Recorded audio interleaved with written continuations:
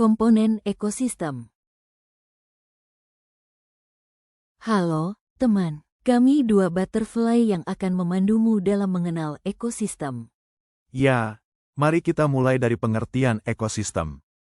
Ekosistem adalah suatu interaksi antara faktor abiotik dan faktor biotik di dalam suatu habitat.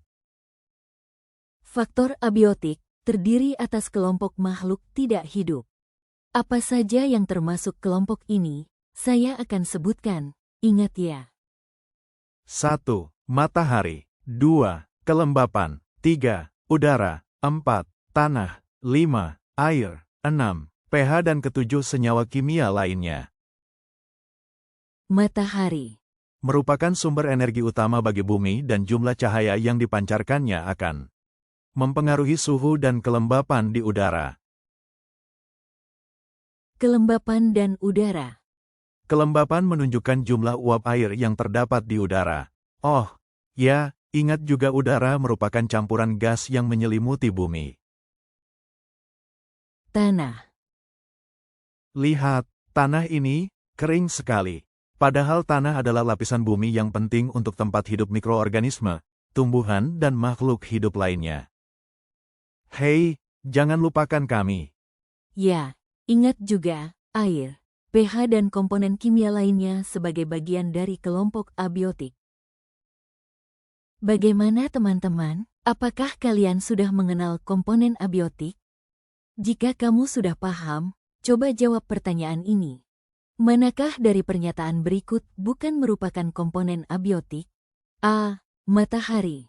B. Lumba-lumba. C. Air. D. Tanah.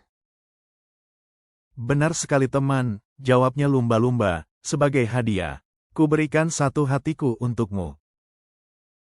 Sebelum kita melanjutkan ke topik berikutnya, jangan lupa subscribe teman-temanku. Sekarang, mari belajar komponen biotik pada ekosistem.